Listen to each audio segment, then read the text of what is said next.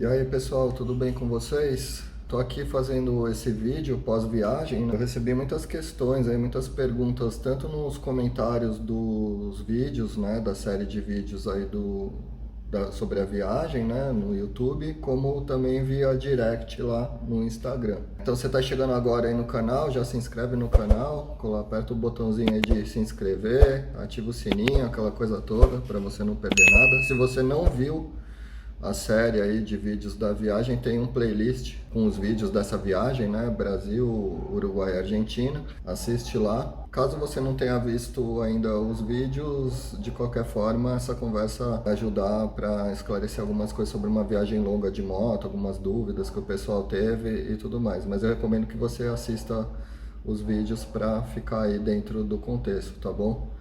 Caso alguma dessas questões não cubra alguma dúvida que você tem eventualmente, aí você pode deixar nos comentários, que futuramente eu faço um novo vídeo ou respondo para você diretamente nos comentários lá, ou pode me mandar mensagem pelo Instagram. Meu Instagram é o mesmo do canal, @edugrigoleto, beleza? Então vamos lá, eu estou na frente do meu computador aqui, eu fiz uma listinha com as principais perguntas, tá? Algumas eu respondi diretamente para a pessoa, outras eu ainda não respondi, então vamos lá. A primeira coisa que me perguntam bastante é sobre o planejamento, né, da viagem, como que eu fiz roteiro, planejamento, esse tipo de coisa. Pra falar a verdade, eu não sou uma pessoa muito de planejar esses rolês, de ficar super planejando esse tipo de coisa. O que que eu faço? Quando eu leio uma matéria sobre algum lugar que me interessa, ou eu vejo um vídeo de um lugar que eu falo, pô, esse lugar eu gostaria de conhecer um dia, eu vou salvando tudo no meu Google Maps. Lá no Google Maps, no aplicativo, você pode salvar pontos, né? Então você clica, acha o lugar no Google Maps, clica em cima, e tem a opção salvar. E aí você pode fazer a sua listinha. Então eu deixo lá os lugares que eu não fui, que eu quero ir como quero conhecer. Os lugares que eu fui eu deixo já com uma estrelinha. Campings, que vejo algum camping que eu acho legal, eu falo, pô, esse camping é bacana, se um dia eu for por esses lados aqui, eu quero ir nesse camping. Eu tenho uma lista lá no Google Maps só de camping, né? Então eu vou fazendo assim, eu vou salvando, e quando eu resolvo ir, falo, vou para o sul, eu abro o meu Google Maps e vou vendo o que tem no caminho e o que me interessa conhecer, e vou traçando rotas entre esses lugares, tá? Eu não sou de fazer um planejamento extremamente detalhado, com planilhas, aquela coisa pirada assim vou rodar X quilômetros por dia. Eu não tenho muito isso, sabe? Inclusive porque eu acho que é meio impossível você cumprir um planejamento desse, né? Eu vejo muita gente fazendo planilhas e vendendo curso de como viajar de moto com planilha, com isso, aquilo. Honestamente, eu acho isso daí uma baboseira, sabe? Porque muita coisa pode acontecer, as coisas mudam, o clima muda, eventualidade na estrada, a sua moto com você pode não estar legal num dia e resolver ficar parado. E aí eu acho que você ter uma planilha engessada, com roteiros, com metas de quilometragem a cumprir, um negócio que causa até uma certa ansiedade e vai te levar ao estresse, porque aí você tem que tirar o atraso daquilo que você não conseguiu fazer, e você começa a fazer uma competição ali contra a sua planilha, sendo que você está viajando para curtir, para passear, para ver lugares, né, diferentes, se divertir, enfim. Eu honestamente eu não acredito nesse tipo, para mim, né, não funciona. Então basicamente nessa viagem foi meio até que por acaso ter feito esse roteiro. Eu ia fazer uma viagem sozinho, já estava pensando em ir para Argentina, na verdade, e fazer um outro rolê do que eu acabei fazendo, mas aí conversando com um amigo, ele estava combinando com outro amigo para ir para a Península Valdez. Aí começamos a conversar, tal, eles perguntaram se eu não queria colar na viagem com eles e tudo. Aí eu comecei a estudar o que eles estavam meio que planejando fazer, com os dias que eles tinham para fazer. Ia ficar bem corrido, assim, sabe? Ia ficar praticamente só andar de moto, sem parar, assim, sem ter muita folga para conhecer muita coisa. E aí eu falei, eu acho que vai ficar meio apertado isso daí que vocês estão planejando, né? Nesse meio tempo, um deles caiu de moto, quebrou o joelho, e aí teve que ficar parado, não ia poder mais ir no rolê. Então acabou ficando só eu e o Fábio. Aí a gente começou a conversar e eu comecei a falar de alguns lugares que eu gostaria de conhecer, descendo, né, sentido sul do Brasil, Uruguai e Argentina. E aí fomos adequando os dias, né, que cada um tinha disponível e acabamos fazendo isso, né, olhando no Google Maps as coisas que tinham nesse caminho e indo. Então, por exemplo, falei, ó, Petare eu não conheço, esse parque aqui no meio do caminho eu não conheço, o cassino é uma travessia que eu gostaria de fazer, que eu não fiz ainda. A questão do planejamento foi mais ou menos essa, né? A gente tinha em torno aí de 20 dias, de 15 a 20 dias para fazer essa viagem. Então a gente resolveu descer e ir passando por esses pontos e vendo o que que dava para fazer, o que que achava legal, o que que não achava, o que que dava para conhecer, tá? Então basicamente foi isso, não teve nada muito roteirizado, muito planejado, até os caminhos que a gente ia usar no caminho, a gente olhando no mapa e decidindo, né? Nossa preferência era por fazer caminhos alternativos, em vez de ficar pegando as grandes BRs e tudo mais. Nos vídeos eu falo muito sobre isso, de usar caminhos alternativos que geralmente eles passam por lugares assim muito mais legais do que as principais BRs, né? Então foi isso. E também não tinha uma quilometragem por dia. Ó, por dia a gente tem que andar 500 quilômetros. Teve dia que eu andei quase 500, teve dia que eu andei 100 e pouco, teve dia que eu andei 200 e pouco. Isso variou bastante conforme o lugar que eu tava, o que eu tava querendo fazer, o que tinha para fazer, né? Então, basicamente, essa parte de planejamento foi isso. Não teve nada mega planejado assim, tá bom? Quantos quilômetros, outra dúvida, quantos quilômetros foram rodados e em quanto tempo? Foram 5.800 e uns quebrados, quase 5.900 quilômetros. E no final das contas, para mim, deu 21 dias. Para o Fábio acho que deu 2 ou 3 a menos, alguma coisa que teve um momento da viagem que a gente separou justamente por causa do cronograma. Vamos falar disso aí mais pra frente. Mas foi isso, 5.900 quilômetros, tá? Vamos arredondar assim. E a viagem passou pelo Brasil, a gente saiu de São Paulo, capital, sentido sul do Brasil, passamos pelo sul do Brasil, entramos no Uruguai, depois entramos na Argentina e começamos a retornar para o Brasil por dentro da Argentina e conhecendo algumas coisas lá na Argentina. Tudo isso daí tá no playlist da viagem, só entra lá e assistir, beleza? Outra pergunta que é bem recorrente é qual foi o consumo da moto, né? Nós dois estávamos com uma de Teneré, Yamaha Teneré 250. A minha é mais velha que a do Fábio já era a Blue Flex, que é, se eu não me engano, é de 2016 para frente, né? A minha é uma 2014, só a gasolina dele era Flex, mas só usou gasolina na viagem também.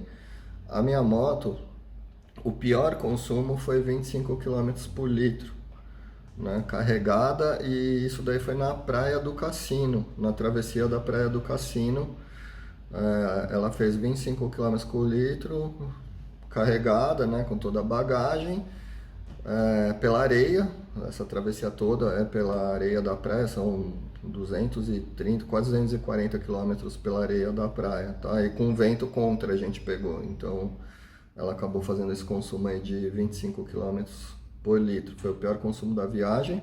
E o melhor consumo da viagem foi de 36,5 dentro da Argentina já, usando a gasolina argentina. Depois eu tive um consumo de 36 dentro do Brasil já, usando a gasolina V-Power da Shell.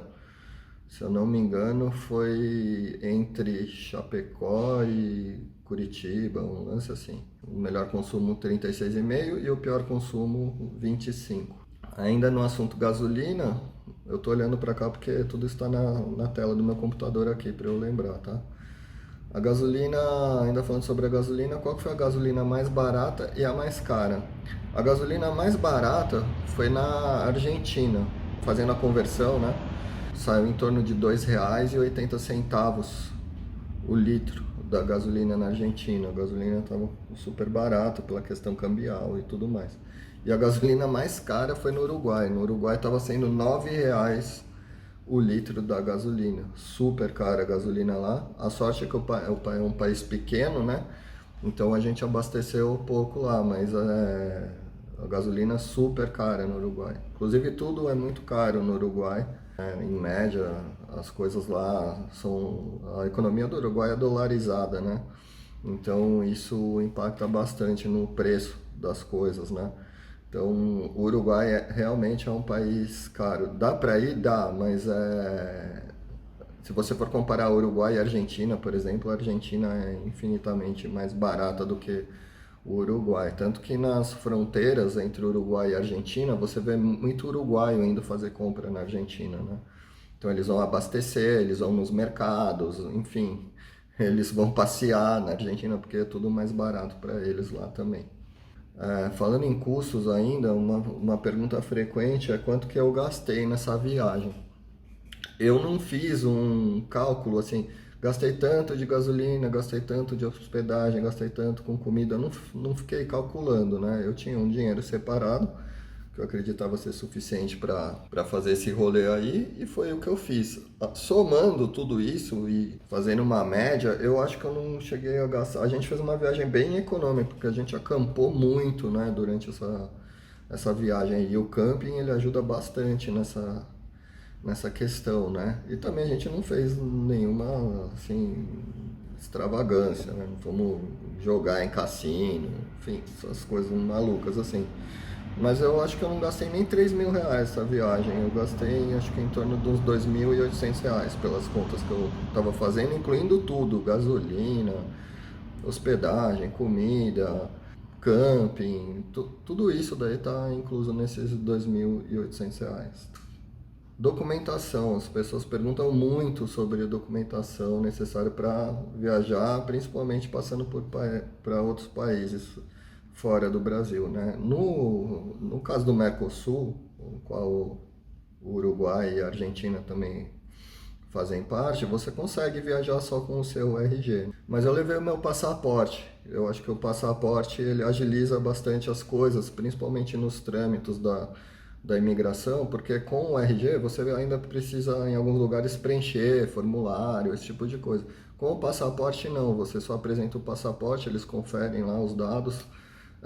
Na Argentina nem carimba mais, no Uruguai ainda carimbam, mais para frente eu vou dar uma dica para vocês aí sobre isso. E então eu levei o passaporte, o documento da moto, tanto o digital como o impresso, não teve problema nenhum. A carta verde, que é importante fazer, que é um seguro contra terceiros, a carta verde, né? Para quem não sabe, não é um seguro contra roubo, esse tipo de coisa. Caso você bata em alguém, tem algum tipo de acidente de trânsito lá, esse seguro cobre a despesa desse terceiro, né? Então é muito importante fazer a carta verde, é obrigatório, né? O que mais?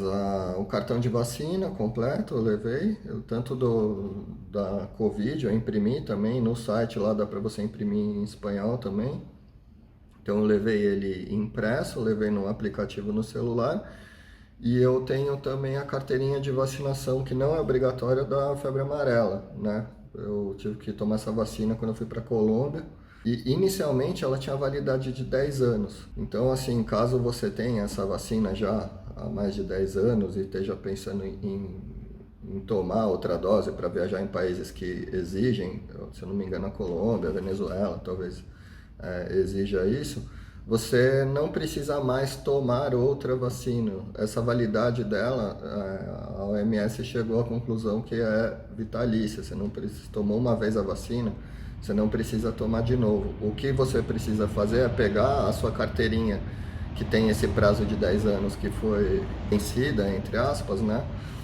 Entrar no Ministério da Saúde, no site do Ministério da Saúde, lá vai ter uma forma de você digitar o lote da vacina e conseguir imprimir um novo certificado dessa vacina com a data sem prazo de limite, de expiração. Então, validando a sua vacina de febre amarela para sempre, né? Então, por via das dúvidas, eu pesquisando um pouco antes de viajar, eu descobri isso, então já imprimi, já deixei junto do meu passaporte e tá lá. É só você fazer isso uma vez, já tá resolvido. Beleza? Então é isso, passaporte, o documento da moto, a carta verde, as vacinas Uma coisa importante, caso a moto não esteja no seu nome, ou esteja no nome de pessoa jurídica, ou em nome de terceiros, por exemplo, da sua esposa, enfim, alguma coisa assim, do seu pai, da sua mãe, você precisa ter um documento feito no cartório autorizando você a viajar com esse veículo, né? Então é preciso ter essa autorização, senão você não consegue fazer a imigração do veículo na aduana lá. Então, caso a moto não esteja no seu nome, presta atenção nessa parte que você precisa fazer esse processinho a mais aí para não ter problema na hora de entrar lá. De documento, basicamente foi isso. Vou falar sobre um episódio aqui da Carta Verde que é importante para vocês prestarem atenção.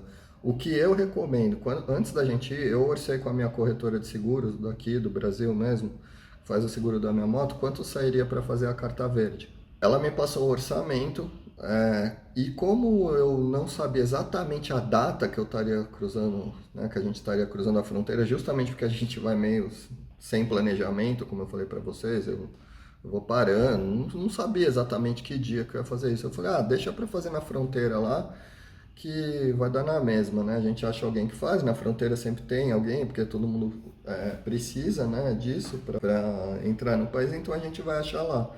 E realmente a gente achou, só que na hora que a gente achou, na hora que a gente queria passar do Brasil para o Uruguai, a gente achou o lugar estava fechado, a gente teve que ligar para a pessoa teve que ir para o lugar, a gente teve que ficar lá esperando, então a gente perdeu bastante tempo nesse processo. Além de tudo, uma dica assim, super importante é na hora que a pessoa fizer o documento para você, confere todos os dados. Pega a carta que ela te der, o documento, né? E confere os seus dados, os dados da moto, o número do chassi, o número da placa, para ver se tá tudo certinho, se não tem erro. Por que eu tô falando isso? Porque quando ela entregou o meu documento, o do Fábio estava certo. O meu eu peguei e abri para conferir. Tanto que ele pegou o dele, dobrou e já colocou no bolso, né? Eu sou meio chato com esses negócios de documento e burocracias, então o que eu fiz? Ela me deu a carta verde, eu abri e fui conferir os meus dados. Quando eu olhei, estava tudo errado. Ela digitou a placa, saiu uma placa de um Honda Fit, um carro. E ela me deu mesmo assim, mesmo sabendo que a gente tá de moto, a gente tá lá com capacete, com roupa, de jaqueta de moto. Teve que anular essa carta verde, eu tive que fazer uma declaração atrás que estava errado, ela teve que emitir a carta verde de novo, enfim, demorou mais. E se eu não tivesse me atentado a isso e tivesse sido parado, poderia ter um problema, né? Porque não tinha nada a ver uma coisa com a outra. Depois o Fábio até pegou, conferiu a dele estava certa. Então, assim, presta atenção nisso. O que eu recomendo, já sai daqui com a carta verde, sabe por quê? Eu devia ter feito isso para 30 dias. Logo daqui, já saí com ela daqui. Não ia precisar parar na fronteira.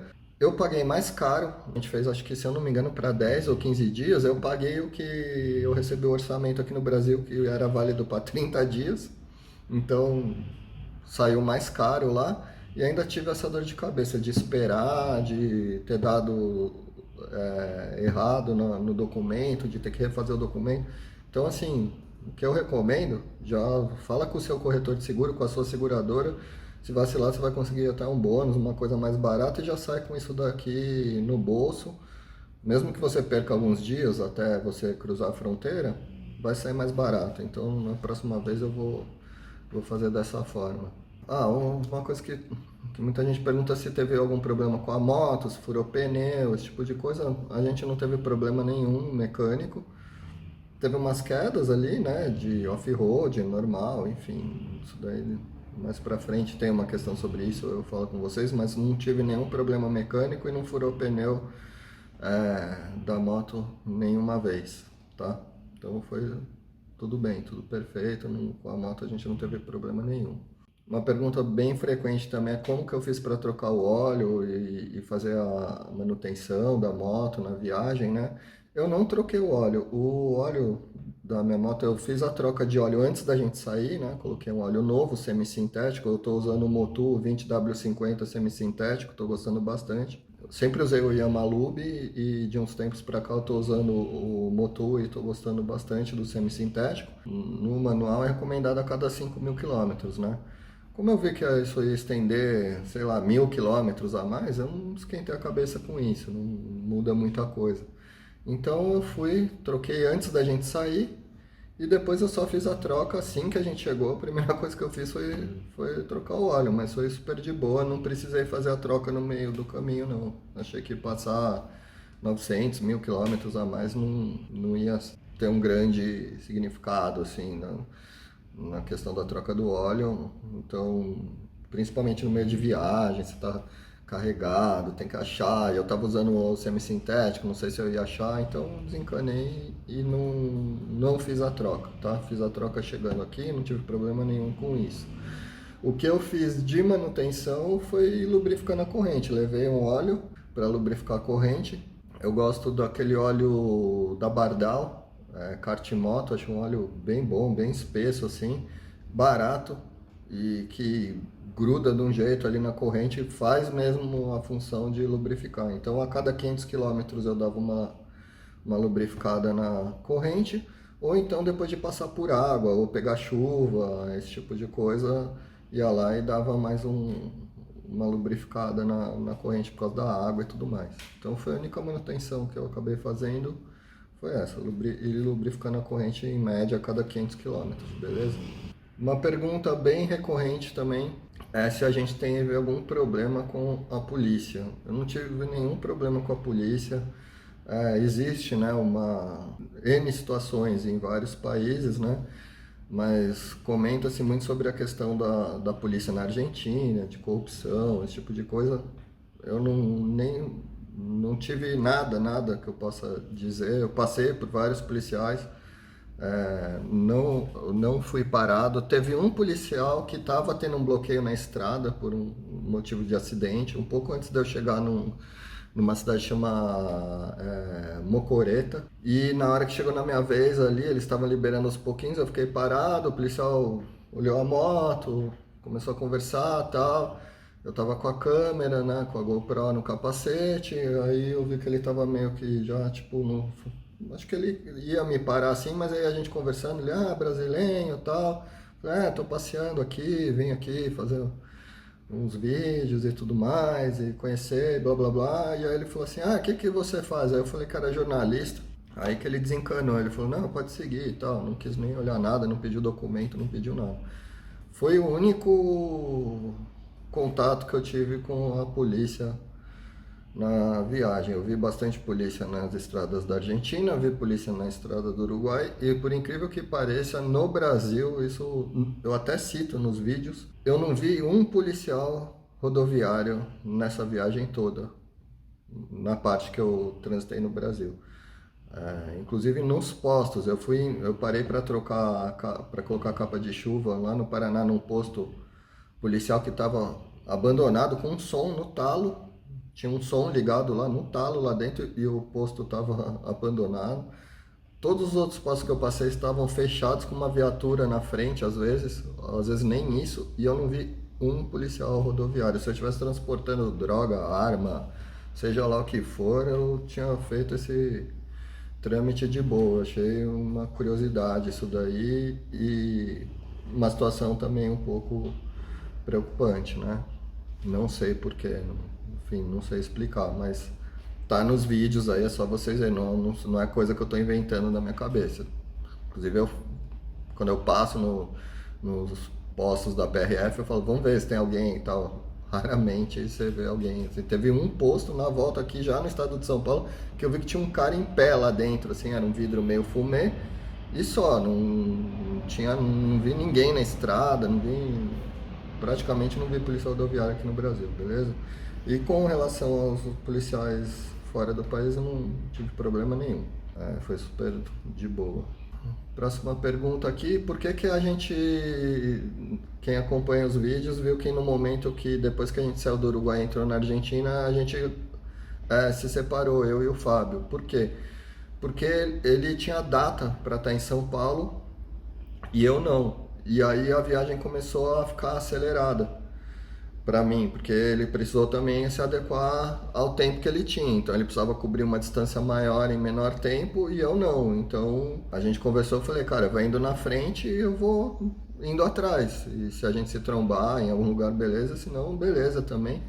Porque tinha alguns lugares que eu queria conhecer nesse caminho de volta e que eu não vou estar lá tão cedo. Então, como eu já estava ali, eu falei, bom, eu não quero perder a oportunidade de poder passar nesses lugares, né? E como eu também não tinha essa pressa toda para estar de volta, então a solução foi a gente se separar, mas a gente não brigou, enfim, não é nada relacionado a isso. Foi mais uma questão de adequar o tempo e o roteiro que cada um tinha para fazer essa viagem. Uma coisa que a gente já tinha conversado no começo da viagem, se isso eventualmente acontecesse, a gente separaria numa boa e faria o que dava para fazer junto, tá bom?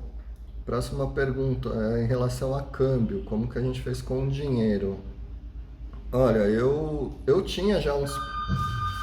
Bom, voltando aqui sobre o câmbio, né? No meu caso, eu tinha já uns pesos que tinham sobrado da última vez que eu tinha ido para a Argentina. E levei em real.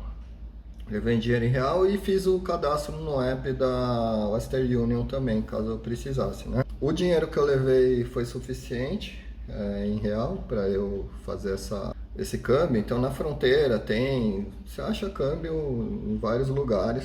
É tranquilo, não tem nenhuma crise com isso daí. No Uruguai, o Fábio precisou de dinheiro, ele também tinha o Western Union, então ele fez a transferência, né, pelo app da Western Union e a gente foi num estabelecimento lá sacar. Nesse lugar eles faziam câmbio também, então eu troquei o que eu tinha de peso argentino e mais uns reais por peso uruguaio, fui usando casa de câmbio. Eu acabei não utilizando o Western Union. Na Argentina e no Uruguai eu usei o meu cartão de crédito também. Não tive grandes taxas envolvidas, tal. Tem a questão do IOF.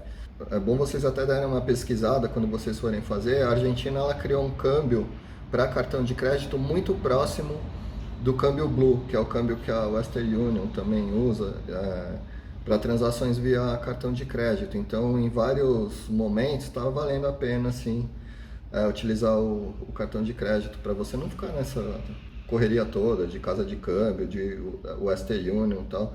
Porque o grande lance da Western Union é que tem lugares que não tem o dinheiro para te fornecer, né? Principalmente se forem cidades muito pequenas. Eles têm na Argentina também eles têm a questão dos horários, que são muito diferentes dos nossos, então eles fecham as coisas para a hora do almoço. Tem coisas que fecha, sei lá, meio-dia e vai abrir às 4 horas da tarde, então às vezes você fica preso a esse tipo de coisa. Eu recomendo você levar em real. Tem muito lugar que está aceitando real na Argentina, inclusive teve lugar que eles me apresentaram até conta com a opção de pagar em real. E valia a pena porque eles estão querendo o real, né, que está super valorizado perto do peso argentino. Então é isso, é bem tranquilo essa questão do câmbio. Na fronteira tem casa de câmbio, todo lugar você acha alguém para fazer câmbio, tá? As cotações com o dólar são melhores ainda, com o real já é boa, com o dólar é melhor ainda. Então uma recomendação aí para quem gosta de viajar bastante, até nos momentos de baixa, comprar dólar para isso. Você compra dólar e vai guardando seus dólares aí para viagem, beleza? Uma pergunta recorrente também é em relação a ferramentas, o que levar. Galera, você tem que ter o kit básico da moto, né? O kit de ferramentas da sua moto atende praticamente tudo que você vai precisar. Lá dentro tem chave de vela, tem uma chave Phillips, uma chave de fenda, tem as principais chaves dos parafusos da sua moto. O que eu levei extra, além do kit original que vem na moto, foi uma chave de roda 22 e uma 17, que no kit da moto tem, mas é aquela ferramentinha meio fuleira, então caso eu precisasse tirar a roda, desmontar pneu, esse tipo de coisa, né, por causa de furo, esse tipo de coisa, eu queria ter uma ferramenta mais fácil, não ficar me ferrando com aquela ferramenta fuleira, né, que geralmente os fabricantes colocam no kit da moto. Então eu levei uma chave 22 e uma 17. Levei as espátulas para sacar pneu, se eu precisasse, não precisei. Levei uma câmera reserva traseira e uma câmera reserva dianteira. Levei um compressorzinho, que eu tenho 12 volts na minha moto, então eu para calibrar e encher, esvaziar pneu, principalmente se você vai fazer bastante off-road, que você fica mexendo na calibragem, né? Em areia, esse tipo de coisa, é bom ter o compressorzinho, não depender só de achar um posto, porque às vezes isso daí é no meio do nada, não tem posto de gasolina. Levei um tubo daqueles reparador de pneu, que joga uma espuma lá dentro, caso tenha algum furo. E dentro das minhas câmeras eu já fui com a vacina de pneu instalada, tá? Eu uso vacina de pneu, tem muita gente que não gosta, que fala que desalinha, que desbalanceia a roda da moto. Eu acho que isso daí vai acontecer em motos de alta cilindrada e quem anda assim em altas velocidades, que não é o meu caso, né? Essa viagem eu andava ali em torno de 90, 100, é a velocidade confortável da Teneré, né? Muita gente fala, ah não, mas a minha anda a 140, eu já coloquei 150, eu já... Você coloca, eu já coloquei, o máximo que eu já coloquei na minha foi 143, parecia que a moto ia desmontar, a verdade é essa, não é uma moto para velocidade. Né? É bem desconfortável. Você fala, ah, ela fica, não, mas ela viaja a 120, viaja, mas é desconfortável, porque é uma moto monocilíndrica, ela vibra bastante, aquilo lá vai adormecer a tua mão, a frente dela fica leve, é uma moto alta, então eu não gosto de andar muito rápido com essa moto. Eu acho que a velocidade confortável para viajar na Teneré é entre 90 e 110, no máximo. Ah, precisa ultrapassar 120. Beleza, você faz uma ultrapassagem.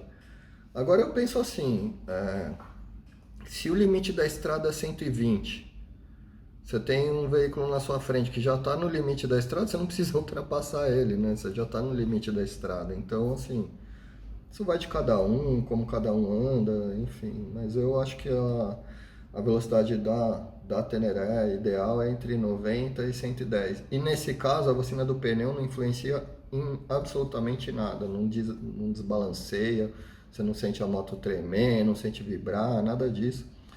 Inclusive a vacina pode te salvar de um esvaziamento muito rápido, caso você pegue um furo grande. No mínimo ela vai fazer com que o pneu esvazie mais devagar e você não tome um susto tão grande. Então eu gosto de usar vacina, é a minha opinião sobre vacina, tá? Quem não gosta não usa e é isso aí. Mas o que eu levei de ferramenta foi isso daí. E o famoso kit gambiarra, né? Então eu levo uma bolsinha ali que tem arame, tem aqueles que tá Hellerman ou zip tie, uns pedaços de arame enrolados, fita isolante, alguns fusíveis reserva da moto e uma vela. Só isso, nada assim, tipo, demais. Não adianta você querer, você não vai desmontar o motor da moto na beira da estrada ali, se você tiver um problema sério. Não adianta você levar, sabe, andar com um kit de relação. Se a sua relação não estiver legal, já troca antes de ir, né? Então é isso que eu penso. Tem o seguro da moto também para isso, né? Tem assistência, tem tudo mais.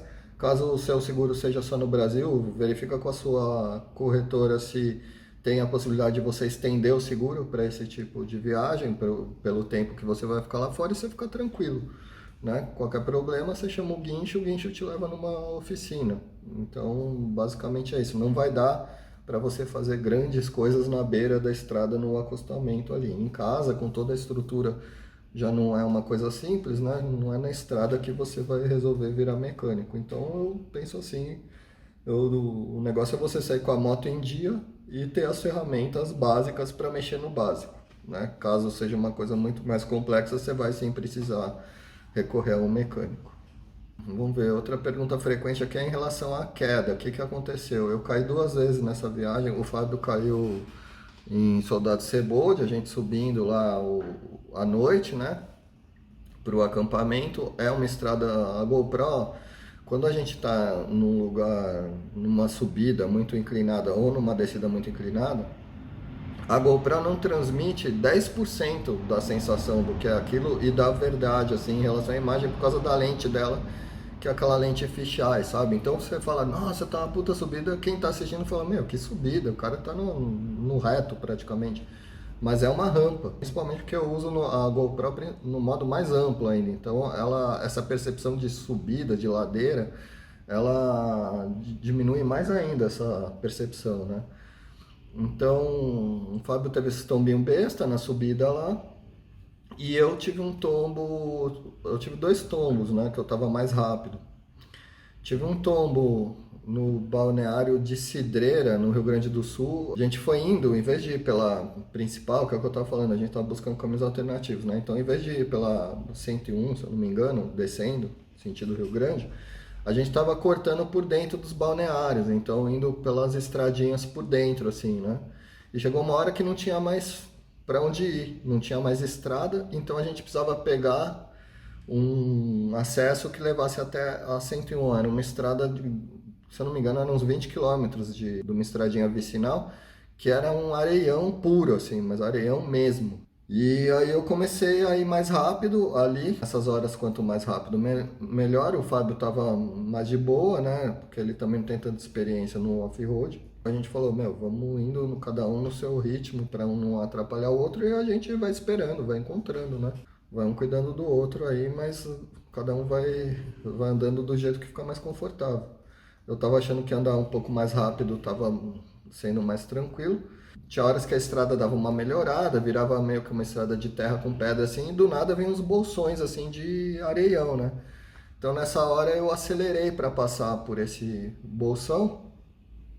E quando você tá nesse tipo de terreno, o ideal é você não segurar o guidão com muita força. Você tem que deixar ele trabalhar. Então, se você segurar com muita força, é ruim, porque você se desequilibra mais fácil.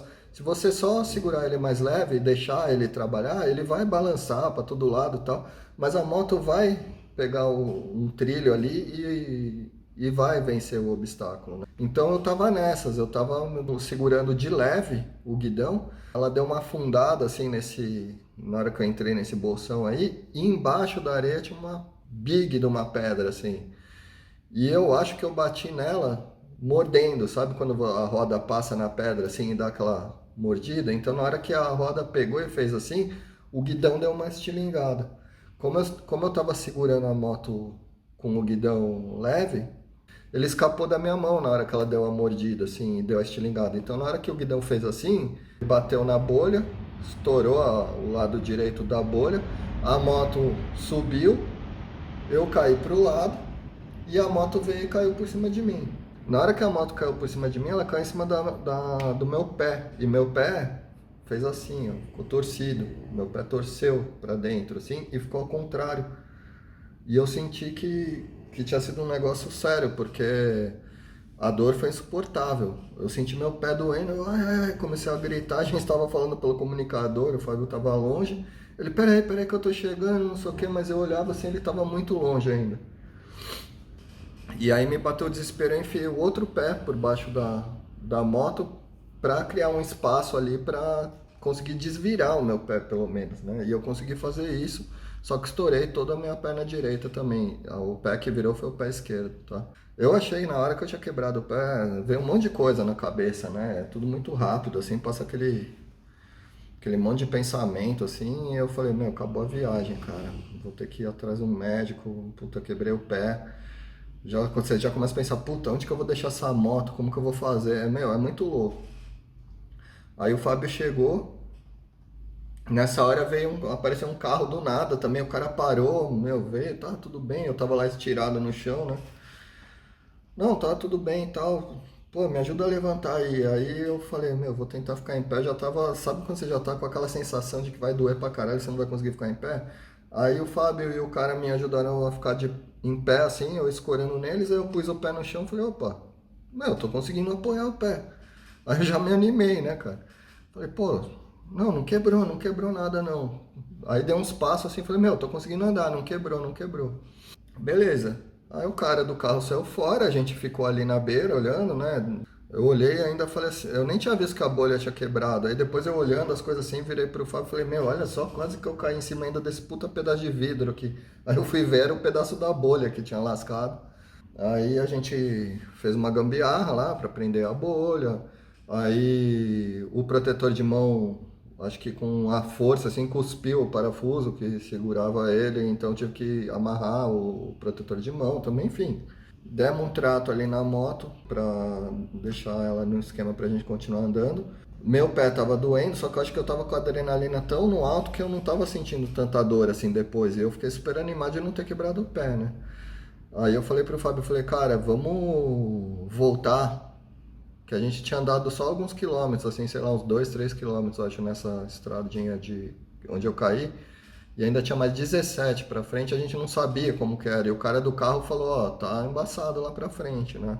Aí eu falei, cara, vamos voltar pela estrada e pegar um acesso de asfalto pra sair na BR lá, né? Principalmente com o pé assim, né? À noite, quando eu parei, eu vi, meu pé ficou super inchado, eu comecei a tomar anti-inflamatório, eu consegui seguir a viagem assim, e eu não sabia a gravidade do problema, né? Eu ainda fiz trilha a pé, andamos pra caramba a pé, enfim, continuei toda a viagem a partir dali. Eu nem tinha entrado no Uruguai ainda. Eu fiz a pré do Cassino depois ainda, assim, com o pé assim. Eu tava com um ligamento rompido e três bem zoado. Eu acabei de fazer fisioterapia, né? De terminar a fisioterapia. Tô praticamente bom, mas ainda assim eu ainda sinto um pouquinho, né? Mas tô perto do que eu tava, tá ótimo. Então, assim, foi bem feio, assim, e esse tempo todo que eu continuei a viagem sem tratar, piorou a questão da recuperação, né? Mas estamos aí se recuperando. E o outro tombo foi na Praia do Cassino, foi um tombo tranquilo, eu não me machuquei nem nada, eu tava rápido, né? Na areia a gente tava andando um pouco mais rápido, eu vi, assim, é um lugar que não tem absolutamente nada, nem ninguém, aí eu comecei a ver um movimento, assim, achei, fiquei olhando aquilo lá para ver o que que era um cara vindo de quadriciclo. Na hora que ele chegou perto, assim que eu entendi o que que era que estava acontecendo, que era uma pessoa de quadriciclo vindo, eu olhei para frente e tinha um monte de trilho de areia, assim, de marcas de carro, enfim, veículos que passavam por lá, né? Uns caminhões carregando umas putatórias de madeira que fica uma vala funda assim. Eu entrei com a moto lá, na hora que eu entrei eu já pensei, falei, puta, caí, perdi a moto, cara. Porque eu entrei, ela começou a jogar para todo lado, não teve como segurar, eu só pensava em cair longe da moto para ela não cair em cima de mim, né? E como era areia, é mais de boa. Então, na hora que eu vi que não ia ter jeito mesmo, foi a moto para um lado, eu para o outro, caí lá, deu uma entortada no protetor da moto, protetor de tanque, na parte de baixo ali perto do motor, mas foi só isso. Nessa queda eu não tive machucado nenhum em mim, só deu uma entortadinha no protetor da moto, tá? Então as quedas que eu tive foram essas aí, foi off-road, areião. Quando você vai fazer esse tipo de coisa é bem provável que você vá cair, ainda mais com o peso que a gente tá carregando, né?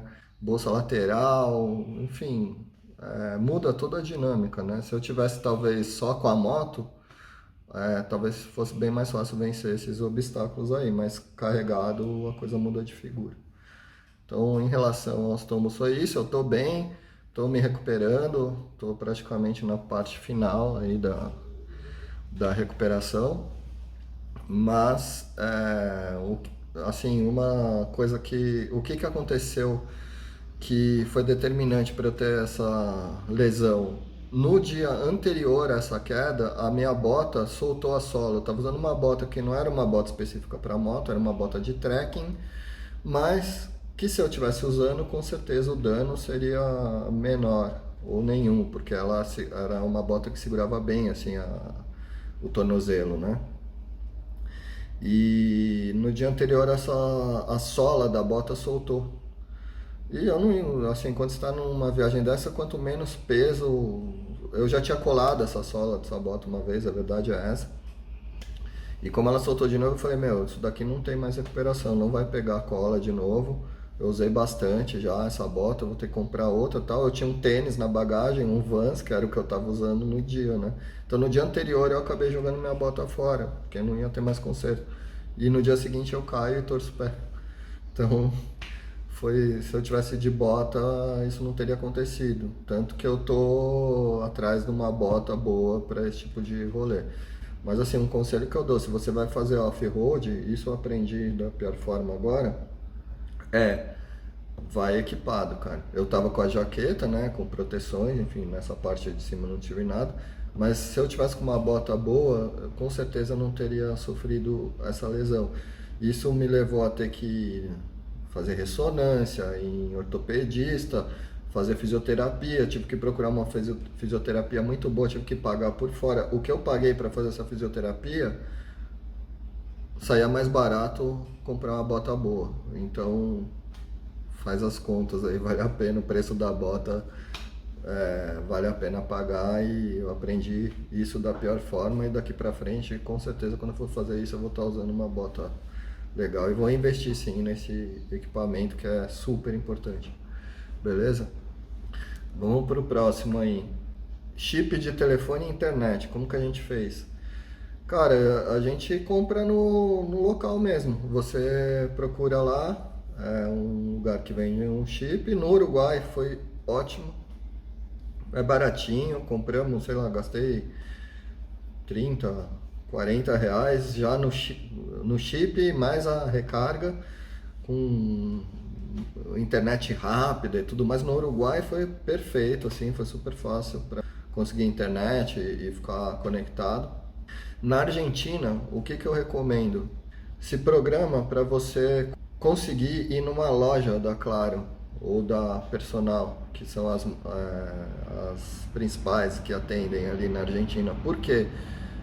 Eu comprei o chip da Claro e da Personal nesses quiosques e você não consegue ativar, cara. É infernal, não consegui ativar. Falei com a atendente, o pessoal que vendia também só vende, não quer saber de nada. Então eu não consegui ativar. Na Argentina eu ainda sobrevivi ali de Wi-Fi nos lugares. No Pô tem Wi-Fi para todo lado. Todo posto que você vai tem Wi-Fi e tal, você pede, os caras fornecem.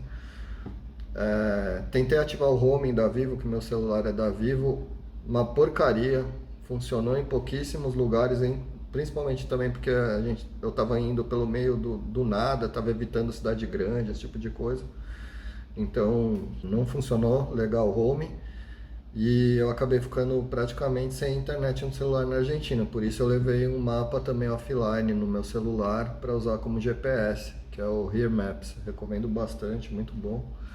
Então usei bastante ele ali na Argentina, tá? Mas vai numa loja da Claro, se vocês conseguirem uma loja da Claro, eu não consegui porque era final de semana, esse tipo de coisa, tava feriado lá, o caramba, e não deu certo, mas vai numa loja da Claro, compra lá, fala, ó, deixa meu celular funcionando, aí você vai conseguir. Agora, ativar comprando chip na padaria ali, vai ser difícil. No Uruguai eu consegui fazer comprando um mercadinho, tá? Em Punta del Diabo. Então, na Argentina eu tive bastante dificuldade. Com relação à segurança, o pessoal pergunta bastante. Tranquilo, eu não me senti inseguro em momento nenhum nessa viagem, né? Principalmente depois que a gente saiu do Brasil, mas lá para o sul também não senti insegurança nenhuma, tal. Mas é claro, a gente está no Brasil, e principalmente quem é de São Paulo, bom, vocês devem imaginar que a gente já está 24 horas ligado em tudo que acontece à nossa volta, né? Então, a gente tem já isso por natureza, por viver aqui. Principalmente no Uruguai, achei tranquilo, na Argentina achei tranquilo, mas é aquela coisa, não pode vacilar em lugar nenhum do mundo, né? Então, você usa isso como princípio, né? O bom senso. Mas foi tranquilo, não tivemos episódios nenhum em relação à segurança. Na volta, eu parei em alguns postos YPF e vieram alguns argentinos de moto também conversar comigo e tal, e batendo papo sobre viagem de moto, esse tipo de coisa. Alguns deles me recomendaram cuidados nas cidades maiores, tipo Buenos Aires, Rosário, Santa Fé. Perguntaram se eu ia passar por esses lugares, eu falei que não, que eu estava viajando por cidades menores, que eu não pretendia nessa viagem passar por essas cidades. Eles falaram, então tranquilo, só toma cuidado nas maiores, principalmente nas periferias, nos acessos, que por conta da situação econômica da Argentina, a criminalidade aumentou bastante nesses últimos tempos, né? O que é natural diante da situação econômica do jeito que está. Então, foi uma dica deles, mas eu não tive problema nenhum em relação à segurança. Foi bem tranquilo, tá bom? Uma coisa que eu faço bastante é reparar no entorno. Por exemplo, quando eu estava atrás do cartão de memória para o celular, para a GoPro, uma mulher me deu uma dica de um lugar, me levou até um lugar que era no entorno dessa cidade, Mocoreta e tal, meio que a periferia da cidade, assim, saindo do centrinho da cidade, eu fui atrás dela, e lá você olhava, tipo, a loja tinha grade para todo lado, o mercadinho na frente era aqueles mercadinho com grade, então tinha grade, aí você fala, bom, todo lugar onde tem grade é porque tem algum motivo, não é porque ninguém acha bonito, né? Então você fica esperto, esse é o lance de você usar o bom senso, você sacar o seu entorno, né? Então eu faço isso, se eu vejo um lugar onde tem muita grade, eu tomo mais cuidado, é basicamente isso, tá? Não tem muito segredo, mas de sofrer algum tipo de violência, de assédio, de roubo, não aconteceu nada, super tranquilo. Praia do Cassino é um episódio que quem não assistiu, eu recomendo assistir, é lindo, é um lugar super selvagem, principalmente depois que você sai da praia, do cassino ali, mas do centrinho ali, e pega a praia e começa a ir em direção à Barra do Chuí, você vai ficar no meio do nada. É alucinante, assim, é um negócio selvagem, você vê muita baleia, tudo que o mar traz, assim, o mar traz um monte de coisa, animal morto, então aquelas baleias enormes, leão marinho, tartaruga, golfinho, pinguim, você vê de tudo ali, o visual é incrível, tem as eólicas, tem duna, aquele marzão, a natureza assim em estado bruto, né, cara? E é uma aventura, são 240 quilômetros praticamente, sem nada, aonde você tem que atravessar pela praia. Muita gente pergunta, né, sobre como que é fazer essa travessia, se dá para fazer sozinho, se, enfim, como que é ela fazer isso, né? Olha, dá para fazer sozinho, não vou falar não faça sozinho. O ideal é ter mais alguém para caso aconteça alguma coisa, você ter mais alguém, né, que possa ir atrás de um socorro. Nem sempre você vai ter alguém disposto a fazer isso daí com você, e eu acho que você não deve deixar de fazer isso por conta de não ter uma pessoa que faça. Por sorte, eu tive uma companhia, mas isso é uma coisa que eu já tinha na minha cabeça que eu ia fazer de uma forma ou de outra, sozinho ou acompanhado, né? Mas se chegasse lá no negócio, o meu parceiro falasse, ó, cara, não vou, não quero ir e tal, eu falo, bom, então a gente se encontra lá na Barra do Chuí, porque eu vou seguir aqui. É um negócio que eu tinha muita vontade de fazer, eu tinha visto vários vídeos, vários relatos, uma coisa que eu sempre quis fazer, até de bicicleta, era uma coisa que eu estava programando fazer, acabou fazendo de moto. O que eu recomendo fazer para fazer a Praia do Cassino? Primeiro, cara, previsão do tempo. Escolha um dia legal. É um lugar bem inóspito, bem selvagem mesmo, lá para o meio. Então, assim, aquilo lá com chuva e frio deve ser horrível, né? Você não vai aproveitar e você só vai passar perrengue nesse tempo todo. Então, se você quiser fazer fotos, vídeos, ver o naufrágio, enfim, poder parar lá no meio para curtir aquela natureza toda, escolha um período legal, que o tempo esteja bom, esteja, né, um tempo bonito. A maré é super importante, então você preste muita atenção na tábua de marés. É essencial você prestar atenção na tábua de marés, porque a maré é o que vai determinar o espaço que você tem para andar. Quanto mais próximo do mar, mais firme é o terreno, a areia, o que vai facilitar para você. Se você for na maré alta, você vai ficar só sendo jogado para o areião. Vai aumentar muito o consumo da moto, vai aumentar a sua dificuldade. Enfim, a maré é essencial. Então, assim, programa para fazer isso na maré o mais baixa possível. Mas não sei quem fez e a maré estava alta. É o que eu falei, é o nível de dificuldade que você vai enfrentar, tá? Eu acho que é recomendável você tentar ir na maré mais baixa possível. vai ampliar o espaço que você tem para andar. Os naufrágios vão ficar mais visíveis, né? Na maré alta ela cobre o naufrágio, então você não vai ver. Então eu acho que vale a pena você prestar atenção na tábua das marés, tá? Outra coisa muito importante ali no cassino, o que eu fiz? A gente tinha água e a gente tinha comida, né? Eu tinha um filtro de água também, se precisasse, né? Aquele filtro, você pegar qualquer água, filtrar e ela se tornar potável. Mas a gente tinha levado água essa, tinha levado comida para 2, 3 dias ali. Para caso se der algum BO muito grande, você ter como se virar, né? Então tenha isso em mente, né? Uma barraca, um lance assim para você se abrigar caso tenha algum problema. E o que aconteceu com a gente lá, no nosso caso, né? A gente observou tudo isso daí que a gente está falando para vocês, mas no dia que a gente pegou uma superlua, né? Então, com a superlua, a maré baixa já não era tão baixa assim. A gente usou a tábua das marés na baixa, mas a superlua ela trouxe a maré mais para cima um pouco. Além da superlua, tava tendo, pela previsão, ia ter um tal de ciclone bomba, que estava previsto para passar ali, ninguém sabia se ele ia se aproximar da costa ou não até então, e a gente aproveitou essa janela e foi mesmo assim. Nosso plano era ir até a metade da Praia do Cassino e acampar lá no meio, ficar, né, acampado e seguir só no dia seguinte para Barra do Chuí, para finalizar esse rolê da Praia do Cassino. Por que que a gente não fez isso? Justamente por conta desse lance da superlua junto com o ciclone bomba. A gente falou, meu, já imaginou? Tá tudo dando certo aqui, tá perfeito, a gente tá conseguindo atravessar, tá indo de boas. Eu falei, imagina a gente resolve dormir aqui, o tempo dá uma virada à noite e amanhã vira o inferno a gente ficar preso aqui.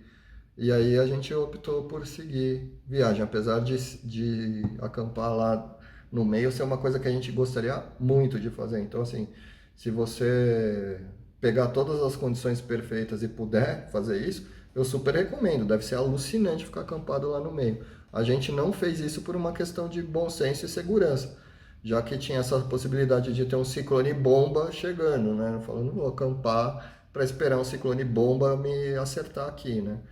Então a gente acabou fazendo numa tacada só, lógico, parando várias vezes para fazer vídeo, tirar foto, descansar. Mas duas coisas só em relação ao cassino que é importante vocês observarem. Uma coisa que a gente deu muita sorte, vamos dizer assim, entre aspas, que é uma coisa que eu estou me preparando para atravessar, são os arroios. Os arroios são aqueles rios que descem lá de cima das lagoas que tem para cima da praia e desembocam no mar. Né? Por isso que é importante também a maré baixa. Você passa sempre mais próximo do mar possível, onde ele vai estar com a correnteza mais fraca e ele vai estar mais raso. A seca estava tão grande quando a gente foi que a gente praticamente não pegou nenhum arroio, a gente pegou uns filetes assim de água. Então a gente não teve nenhuma dificuldade para fazer esse tipo de travessia, que dependendo da época do ano e de como tiver a seca ou a cheia nessas lagoas, pode ser mais profundo, pode dar mais trabalho para atravessar, então isso é uma coisa para se informar também, tá? E outra dificuldade ali, que essa é bem real, é um lugar que chama Praia dos Concheiros. É um infinito de bolsões de conchas, eu nunca vi tanta concha na minha vida. E quando a moto entra ali, ela afunda, então é difícil andar ali, a moto afunda mesmo. É bem complexa essa parte. Então, muito cuidado ali, porque do nada a moto afunda e você perde a moto. Tem que tomar bastante cuidado nessa parte dos concheiros. Quando a gente passou, eu calculo que a gente pegou uns 20 quilômetros disso daí, mais ou menos. Que é uma parte bem complexa mesmo. Depois do Farol Albardão, sentido Barra do Chuí, tá?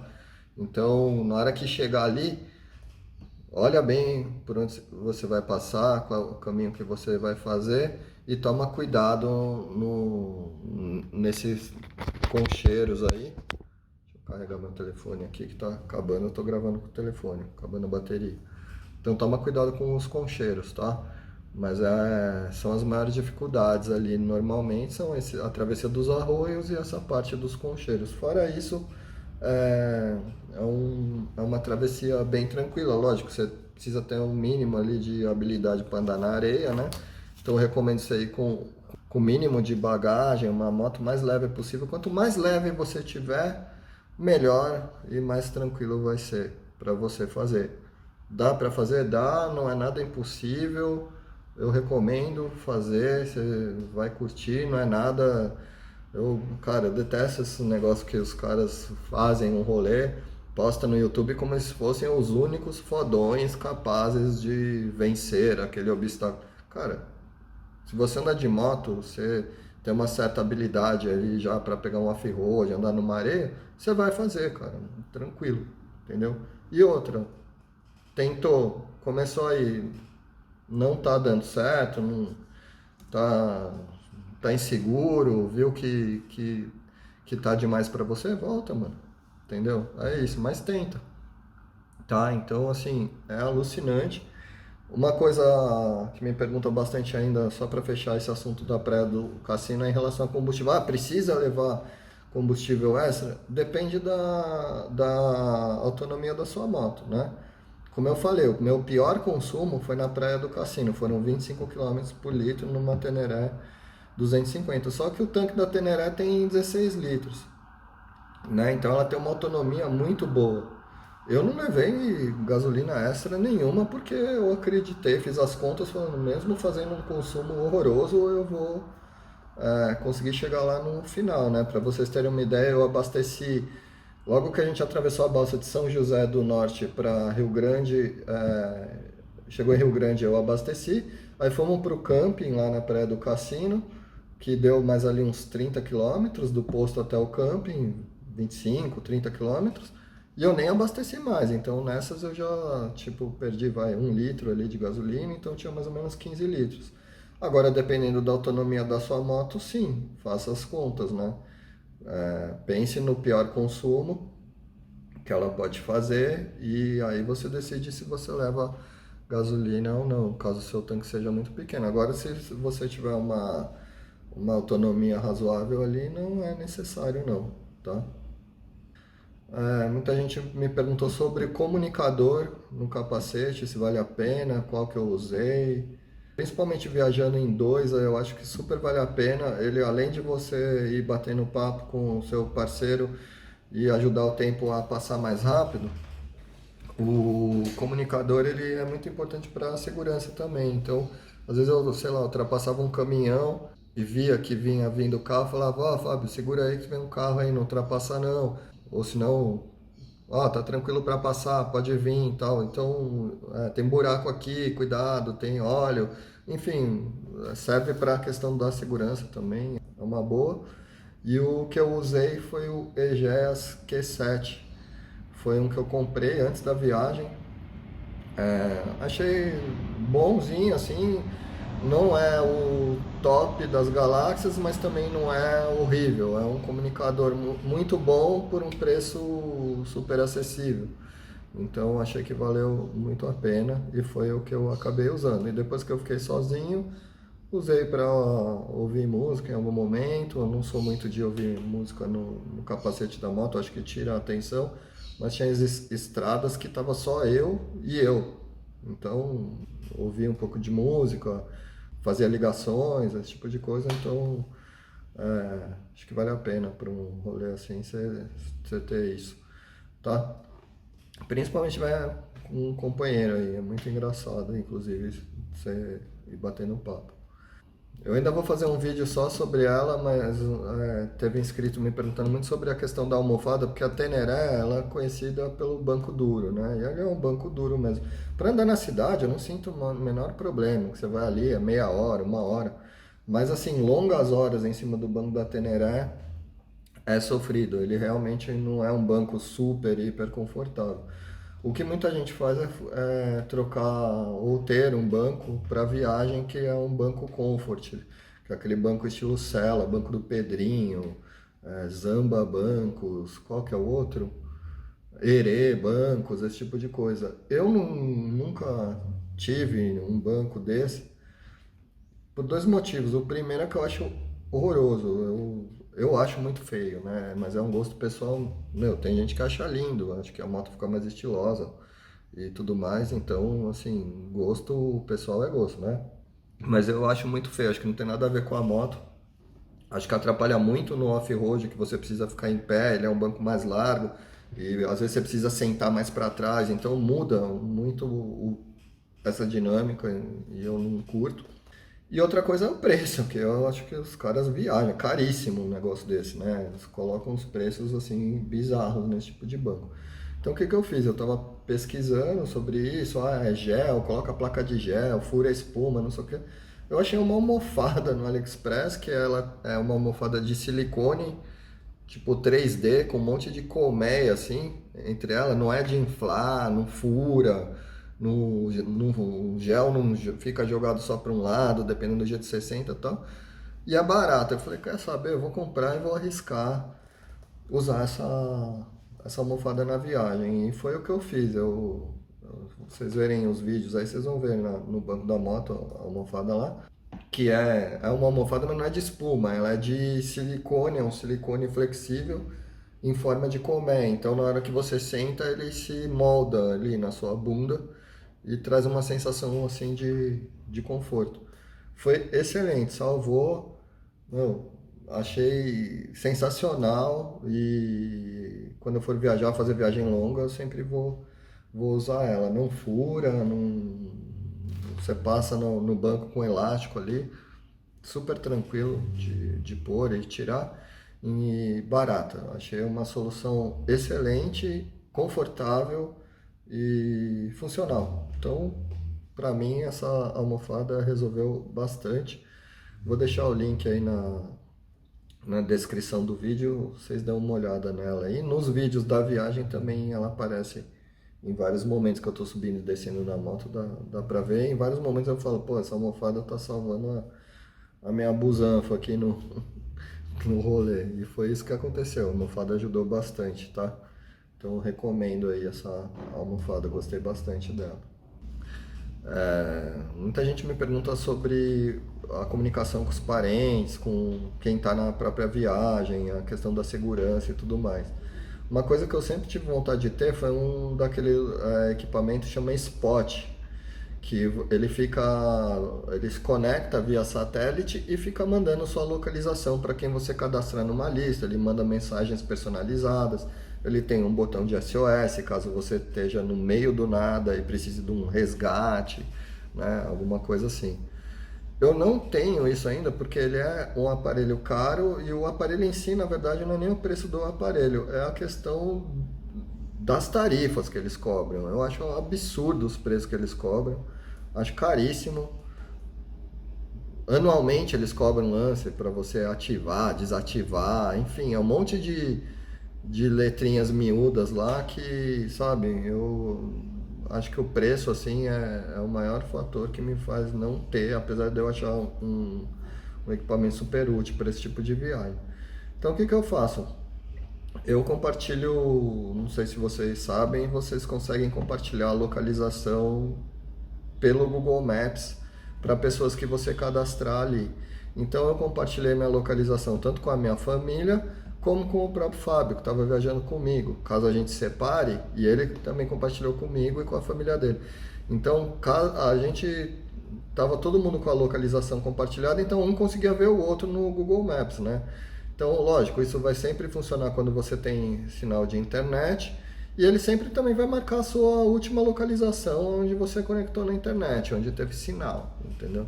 Então, por mais que você esteja sem internet no celular, quando eu chegava num posto YPF lá na Argentina, que eu estava com esse problema do chip, eu pedia para conectar no Wi-Fi para marcar meu ponto ali. Então, minha família conseguia ir me acompanhando. O Fábio continua, que a gente estava separado, mas a gente estava vendo onde o outro estava, né, por segurança, enfim, caso precisasse dar uma assistência um para o outro.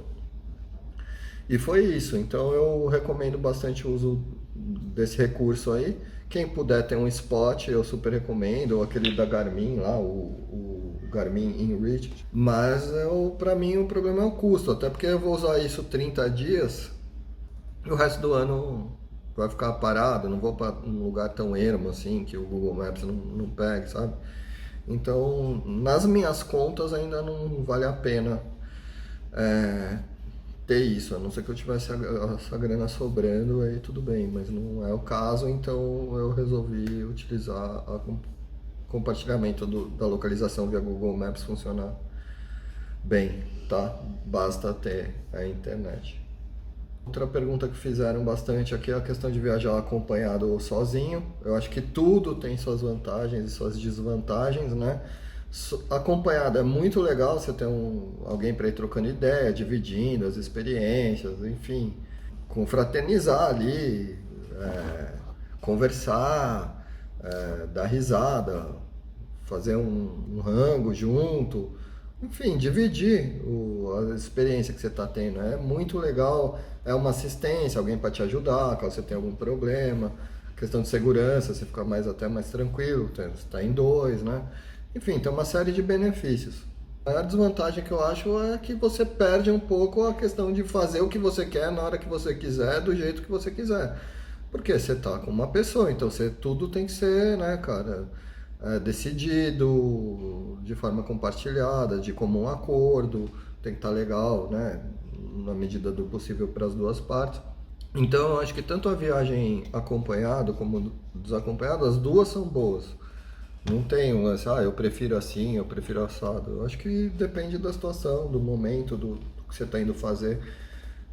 Depende muito disso. Eu acho que só o que deve ser feito é um acordo pré-viagem, onde, caso chegue num ponto que a viagem, os participantes resolvam que é melhor se separar, não fique um negócio ruim, entendeu? O que praticamente aconteceu com a gente. Chegou uma hora eu falei, cara, tá ficando acelerado para mim, eu quero ir mais devagar. Você tem prazo para chegar, acho que chegou a hora da gente, né?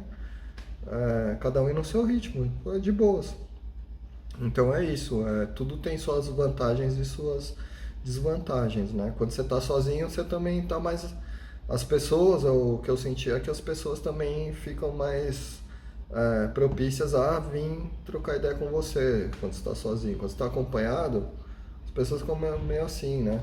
De chegar. Eu, a partir do momento que eu fiquei sozinho, toda hora vem alguém falar comigo. Um cara do motorhome, um motociclista, alguém do nada colava, perguntava o que eu estava fazendo, para onde eu estava indo, enfim. Parece que essa barreira fica menor, assim. Mas eu acho que não tem melhor ou pior, depende muito da situação, do que você está querendo fazer, tá? Eu acho legal viajar com um amigo e acho legal viajar sozinho também. Por último aqui, o que eu anotei, que foi uma coisa que me perguntaram bastante, foi em relação a pneu. O que eu usei de pneu nessa viagem. Antes de sair eu troquei os pneus da viagem. O meu pneu até que estava bom, mas estava já chegando naquele momento de trocar, né? Tava usando os Pirelli Scorpion. E aí eu resolvi usar, como eu ia fazer bastante off-road nessa viagem, eu optei por colocar o Metzeler Enduro 3 Saara, né, na moto. E a única mudança que eu fiz foi a medida do pneu da frente, que o original da Teneré é 80-90 21. O original da Teneré, que o aro 21 na frente, pneu 80-90 21. Eu mudei o pneu para 90-90, tá? Um pneu um pouquinho mais largo. E o que eu achei? Eu achei excelente.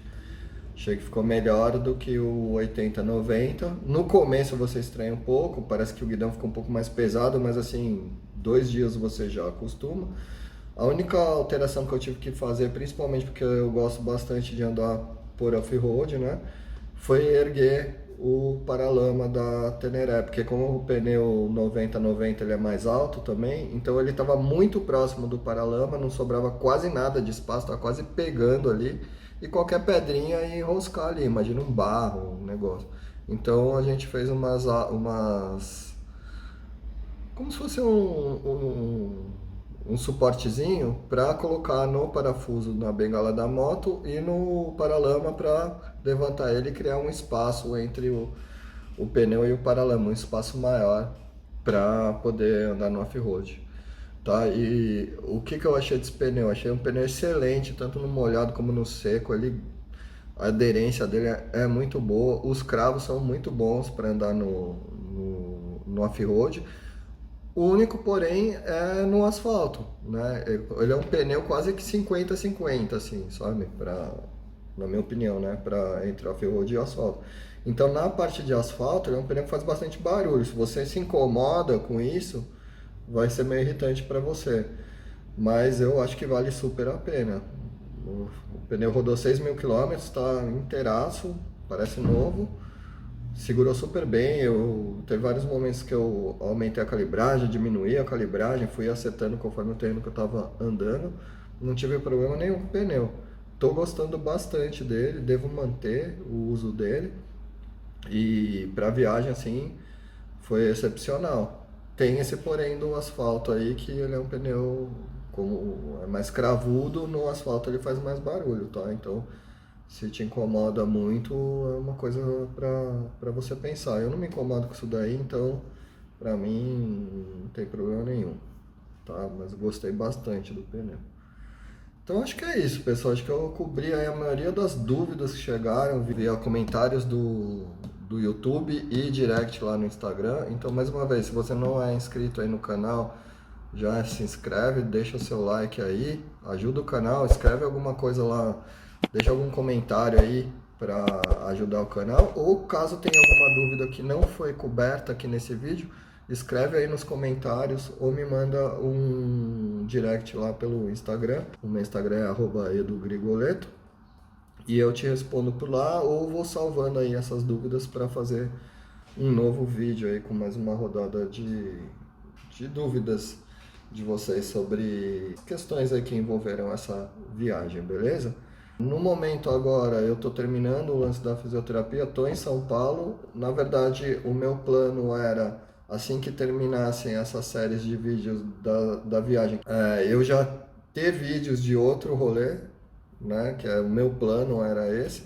O que não aconteceu por conta desse pequeno contratempo que eu tive aí com o ligamento do tornozelo e eu não consegui fazer nada nesse meio tempo. Então, vamos ver aí qual que vão ser as próximas viagens, para onde que eu vou, o que que eu vou fazer. Estou pretendendo fazer outras, então até deixa aí sugestões de lugares que vocês acham legal para viajar de moto.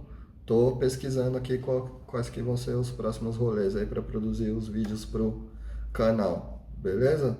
Então é isso, galera. Caso alguma dúvida não tenha sido esclarecida, deixa aí nos comentários que eu respondo para vocês, tá bom? Espero ter respondido a maioria dos questionamentos que eu recebi aí e que esse vídeo ajude de alguma forma na viagem, no planejamento de vocês aí.